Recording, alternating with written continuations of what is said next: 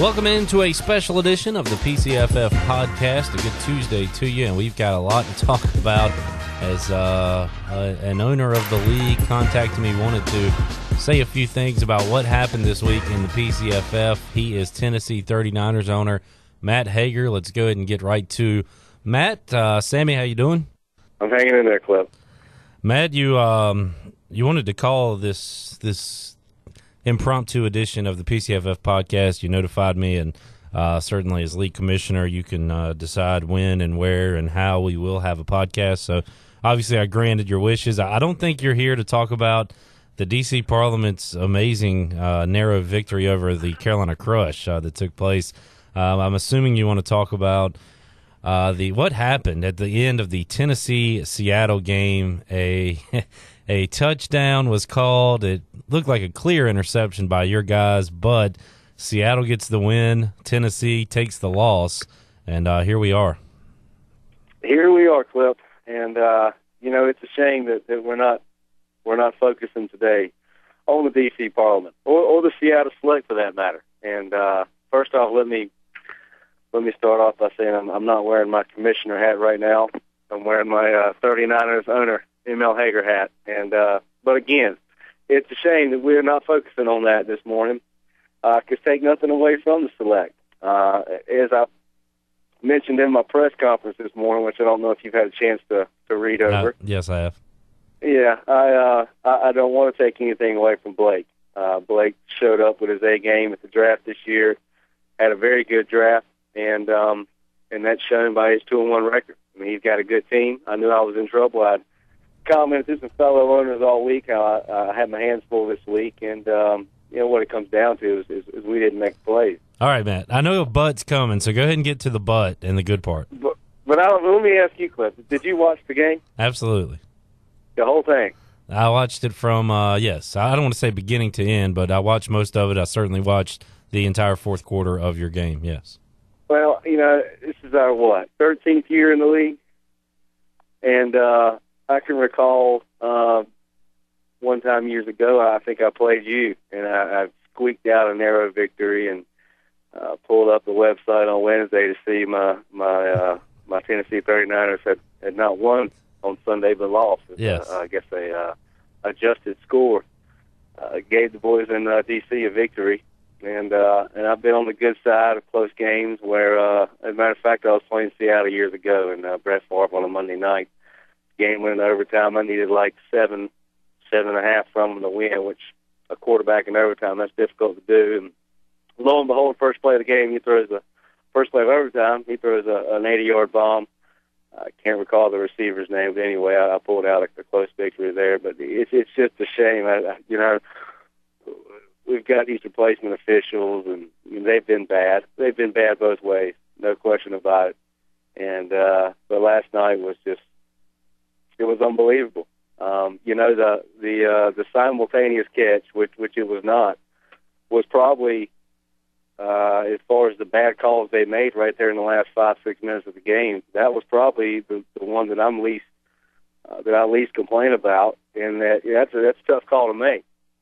A very tough call to make.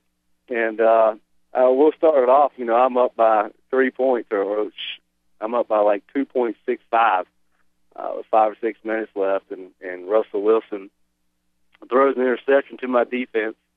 Would have put me up comfortably at that time, and they called it bogus roughing the passer, one of the worst roughing the passer calls I've ever seen in my life. So that kept Seattle alive. So at that point, instead of being up close to 5, I'm still up slightly less than 3. And then Seattle's got it, I think, first and 35, and I see one of the worst pass interference calls I've ever seen in my life. A defender could not have played that ball any better. It was clearly offensive pass interference. And what's funny about it is the touchdown itself. If you guys were following, the touchdown itself did not lose me the game. At that point, I was still up 6-5 or so. The extra point, which took place a half an hour after the conclusion of the game, is what ultimately cost my beloved Niners the victory. And I don't know what to say. I guess this is all at my press conference. I'm pretty I'm pretty upset today. Yeah. Last night when it happened, I was just like blown away with the big picture. I can't believe it's come to this. F. Roger Goodell, F. Ed Hockley, F. all of them. I can't believe they let this thing happen to this wonderful league. And they talk about integrity and this and that, and it's a fucking joke. Excuse my language. Yeah. It's hard to sit and watch a game. Sunday afternoon, you're flipping channels. It's not so bad, but you sit down and watch a Thursday, Sunday, or Monday night game between the TV timeouts and all this crap the officials are doing. It's unwatchable. You can't enjoy it. And for the NFL to come out today and admit the mistake, we're not happy about it. We're not happy at all. We don't want to take anything away from Select, but Vegas Vipers, you're next, buddy. We're coming for you. I don't know if you hear that sound coming to the hollow. It's a Hidden Valley. That's Rocky Top. You're going to be hearing it a lot on Sunday. So get ready, big boy. Matt Hager here on the PCFF Podcast, despondent Matt Hager. And, Matt, I can only imagine how you feel, but, I could be feeling this way in a few weeks, Daniel, Eric, Brock, anyone, because the outcome of this game, it's going to affect playoff standings. It's going to affect what happens at the end of the year. And one of our teams could be left out because maybe Seattle wins a tiebreaker when really they should have an extra loss. So it's unbelievable. Yeah. And again, I want to take this like a man. I'm not trying to whine. I may come across like that, but that's a little bit you are. Here. Yeah. Huh? Yeah, a little bit you are. But oh, damn it! I wish I would have done this, man. Because that's really not what I'm trying to do. I'm just you're venting. Frustrated. It's fine. You're venting. I am venting. Yeah. But again, I tip my cap to Seattle. It's a shame. I hope in the end of the season, come week 14, when the playoff standings, the playoff bracket is released, I hope this game doesn't have any bearing on that, and as much parity as we have in the league, maybe more than ever this year. It's a strong possibility that it will. Yeah, I think it will, and I think we're going to be talking about this the entire year. Matt, I know you might not want to talk about everything else going on in the league, but can we go around the league real quick while I have you here? Let's do that. How about your cousin Byron Hager and what Kodiak's been able to do? Well, I tell you, he is. It's early. It's early. He's 3-0, and he about got laughed out of the draft room draft day when he took RG3, and I guess a little bit of who's laughing now on that one. But he hit some really solid picks, and you can never tell on draft day. I was amongst probably the majority in thinking that may have been a little too soon, but it turns out now it wasn't. So yeah, he's doing a good job. He was bringing back a good receiving core, and they played up to their potential. But he made some other good picks. Stephen Ridley has been an excellent pick for him, and got him late, and he's doing well. I'm not surprised by that the slightest. Good job. How about Miami Militia? What Brian Perry's been able to do? He's got a 2-1 record, I believe, at this point, but putting up a lot of points and kind of being that team that he thought he'd have in 2012. Yeah, I would say, all due respect to Mr. Hager and Kodiak, that Brian was the favorite coming out of the draft. He got the little stupid Yahoo medal for having the best draft. And I would say nothing has changed. I mean, Kodiak looks really strong, and but I think Miami, with Marshawn Lynch, Foster, and McFadden in the backfield to go along with that wide receiving core, he's always got an outstanding receiving core. And Matt Ryan playing out of his freaking mind. I think maybe they have one weakness in Miami, and that's tight end, and that's probably just due to the fact that there are so many just superstar, I guess, Graham and Gronkowski. I mean, he doesn't have anybody on that level. But that's probably his only weakness, if that is a weakness at all. But, yeah, Miami's right there where they need to be, and I expect them to be there in the end. I'd say they're still the odds-on favorite to win this thing. On the other side of that, you've got the Carolina Crush, and I saw an article today, which, by the way, it's great. Dick Enberg is still, I don't know if he's writing the articles or reading them, and they're being transcripted, but what a career Dick Enberg has had, and he's still going strong.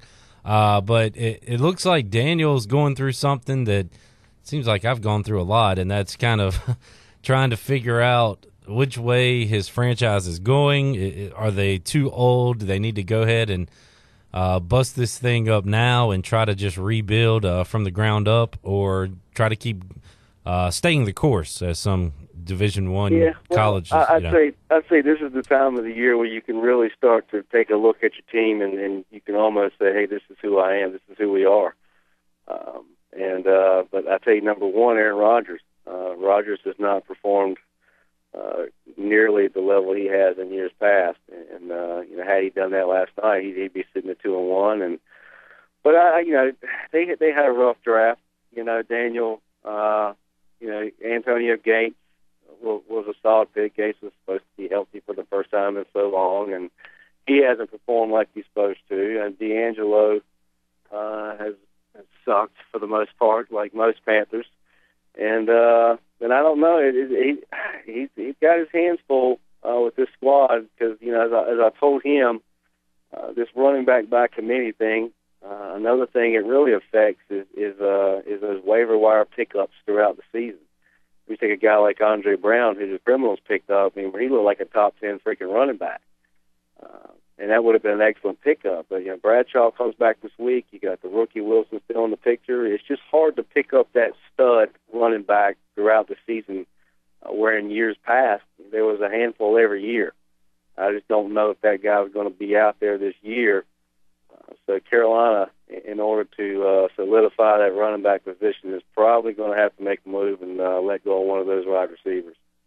And, D.C., my lovable loser franchise could be a spot where he looks, because I went from a situation where I didn't really like any of the guys I had in the backfield to, Benjarvis Green-Ellis. He's very boring, but puts up a touchdown, gets a few numbers. Trent Richardson looks like he's going to be good. C.J. Spiller was a top 3 to 5 running back before his injury. Hopefully it's not serious. And then, Alfred Morris, a solid starter. Ryan Williams finally had a good game after 2 horrible games, and Sean Green's just a fat loser, but, he might score a touchdown one of these weeks. But, when you look at from the outside, looking at my team, Matt, not putting up many points, but do have 2 wins right now through 3 weeks. Well, who's your quarterback? Our quarterback is one Eli Manning. Eli Manning. He's definitely the deepest team in the league, I'd say, at running back. When you've got 6 guys who are starters in the league, which I don't think anybody else can come close to saying. Wide receiver spot, Dez Bryant. If he could ever take that next step, that would be huge. Who's your tight end? My tight end is striking fear with 2 tight ends with Jermichael and Jason Witten. Right. Witten and Dez have done really absolutely nothing so far this year, which gives me a little hope that, something's going to click with them at some point. They're going to score some points. I tell you what, the clip, I will say, you kind of reminded me of the Baltimore Orioles. You just got that special feeling. I remember years past, man, when I had those special seasons, I'd win games like you won this past weekend, and before you know it, man, you start playing well, and the ball starts bouncing your way, and just for whatever reason, the fantasy gods, next thing you know, you're 9-4, and right there where you want to be at the end. So DC's a team to watch. Anytime you haven't played your best ball and you're 2-1 at this point, you got to feel good. Got to feel good. I think you were, a good Aaron Rodgers game last night from a freaking fire sale. How about what's going on in Vegas? His guys have struggled all year. He finally gets a 40 burger from Jamal Charles and still loses. And pardon the pun, but are the Vipers snake bit? I discussed this at length prior to the draft, on draft day, and I've never been able to put a finger on why you in Vegas aren't more successful on a consistent basis, because you guys know the game, you follow the game. I don't get it. I come out every year after draft day, I'm like, damn, Vegas has got a squad. Yeah. Better look out for the Vipers. And just for whatever reason, it just doesn't come to fruition. And I couldn't tell you. I couldn't tell you. I hope the struggles continue for the immediate future. But I don't know. I could not tell you. Well, real quick, let's get on. Let's just give a thought or two on the rest of the teams. I know Charlie will complain if we don't talk about the K9. He's got a one victory so far this year, but what's the long-term lookout for Cleveland? I'd say Cleveland is were they 1-2? I don't have the standings for anybody's roster in front of me, but I don't think he hit 100 this week. Had a rough week. Yeah, but he's Phillip Rivers, solid quarterback. He's got a good backfield. I mean, McCoy, he hasn't played up to potential, probably because Reed and Vic, I don't know what the hell they got going on, but McCoy's got the talent to be the best running back in the league, in my opinion, as far as from a fantasy standpoint. And he's got Gronk at tight end. I don't think he's been the Gronk like he was last year, but Charlie's got a good team, and he's a grinder. And I wouldn't be surprised to see come week 11, week 12, Charlie right there at 5-5, 6-6, somewhere in that area. And I really think this year, Kodiak and Miami, they put up a really good record, and they may go 10-3, 11-2, something like that. But I really think there's going to be a nice little, probably 5 or 6 teams fighting for the 3 or 4 playoff spots, just like there was last year. I can't rule anybody out of that discussion at this point.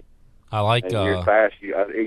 I think you've been able to do that already, and if not draft day. But I don't think that's the case this year at all. And Blake had a great draft, and I expect him to hang around and be a real pain in guys' ass down the stretch. And Cleveland, he went to the playoffs last year and won the division.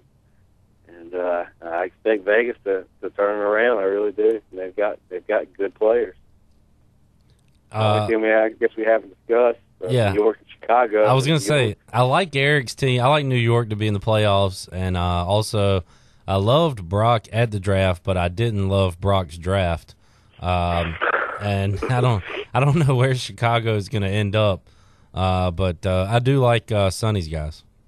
I think New York has got an excellent team. They've had some serious injuries here. They've definitely been, in terms of injuries, they've had the worst luck thus far with Hernandez and Jennings, and I know I'm leaving out some other guys, but New York's got a really good team, and they could very well be. I think they're right there with Kodiak and Miami in terms of talent and depth, and I expect them to be right there in the end. Chicago, I don't know. The Saints are struggling. Yep. I think he's being directly impacted by Bounty Gate, or whatever you want to call it, and so we'll see. I mean, he's got some talented players. Definitely hurt by the David Nelson injury. That was a big one. Yeah. That was their 3rd or 4th round draft. That was a big one. I actually saw him at the supermarket the other day. Did you recognize him? I didn't. Matt, I enjoyed talking to you. I know it's a rough day in Hidden Valley, but kudos to you for coming on, talking about it. I hope you got a little bit of your frustrations out, and hopefully you can move forward. I did. The whole thing was I usually don't stay up and watch the Monday night game. I usually just can't stay up that long. But I did last night, and I didn't know if everybody else in the league was watching and knew the situation and actually knew that when the game ended and they were debating on whether to kick the extra point, the referees had left, Packers were in the locker room. At that point, I was still winning. It was that extra point that actually was the game clincher for Seattle, and it was just unbelievable. I was like, I've honestly, obviously never been through anything like this, but it was just wild, and I didn't know if the league knew, the ramifications of everything that the whole world is sitting back watching right now was directly impacted the game in the PCFF, and it was, hey man, I tip my cap to Seattle, and maybe we'll get them next time. We've got to start playing better. But thanks for having me, Cliff. All right, there's Matt Hager. Matt, we'll talk to you again down the road, hopefully on happier terms. All right, good luck to you, Parliament. All right, there he is, Matt Hager, owner of the Tennessee 39ers, obviously still upset about what took place just hours ago on the football field. His team losing a narrow defeat in a controversial call to the 2-1 Seattle Select. We will join you again in the near future with another edition of the PCFF Podcast. Thanks for tuning in. I'm Cliff Brock. Happy PCFFing.